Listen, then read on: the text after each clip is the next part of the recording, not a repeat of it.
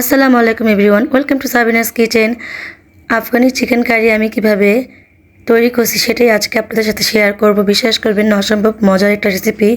Already আমি কিন্তু খাওয়া শুরু করে দিছি। আপনারা ভাত, পোলাও, পরোটা যা মন চায় তা দিয়ে খেতে পাবেন, কোনো সমস্যা নাই।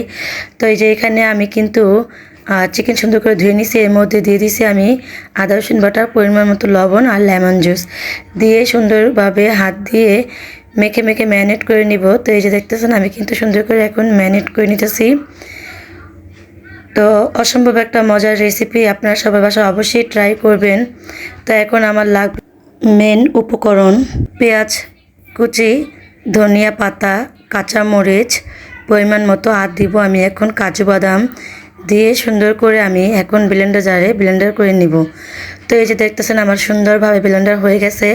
এখন সম্পূর্ণ উপকরণগুলো আমি দিয়ে দিব চিকেনের মধ্যে। তারপর লাগবে আমার টক দই পরিমাণ মতো, আর এখানে আমি এখন দিব গোলমরিচের গুঁড়া, আর দিব আমি আমার শাহি মশলার গুঁড়া।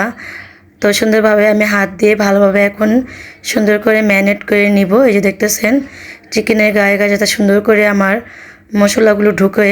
তো এখন আমি একটা প্যানের মধ্যে পরিমাণ মতো দিয়ে দেব তেল। তো এই যে সুন্দরভাবে আমি এখন তেল দিয়ে দিতেছি।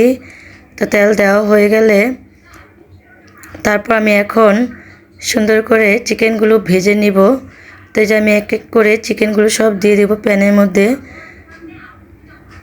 তো এই যে দেখতেছেন আমি কিন্তু এখন সুন্দর করে উল্টিয়ে নিব। প্রায় আমার এক পাশ ভাজা হয়ে গেছে। তো আমি সুন্দর করে উল্টিয়ে নিতেছি এখন। তো এই যে আমার কিন্তু সুন্দর ভাজা হয়ে গেছে। যা চিকেনগুলো আছে সেগুলো আমি এখন সুন্দর করে প্যানের মধ্যে ভেজে নিব সুন্দরভাবে লাল লাল করে। তো এই যে আমি এখন সুন্দর করে উল্টিয়ে দিতেছি। তো এভাবেই আপনারাও ভেজে নেবেন। বিশ্বাস করবেন না, এই রেসিপিটা কিন্তু অসম্ভব মজা। তো এখানে আমার এখন লাগবে দারচিনি, এলাচ আর হলো গোলমরিচ। আমি তেলের মধ্যে একটু ভেজে নিলাম।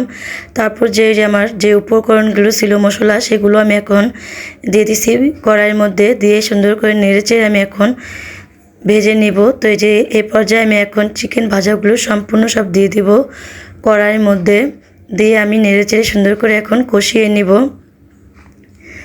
তো এই যে দেখতেছেন, দেখতে যেমন লোভনীয়, খেতেও কিন্তু অনেক দারুণ হয়েছিল। মনে হচ্ছে এখনই খেয়ে ফেলি কষানোর থেকে উঠিয়ে। তো যে আমি এখন সুন্দর করে আমার বাটিটা ধুয়ে আমি একটু পানিও দিয়ে দিছি, দিয়ে আমি সুন্দর করে এখন নেড়ে দিব।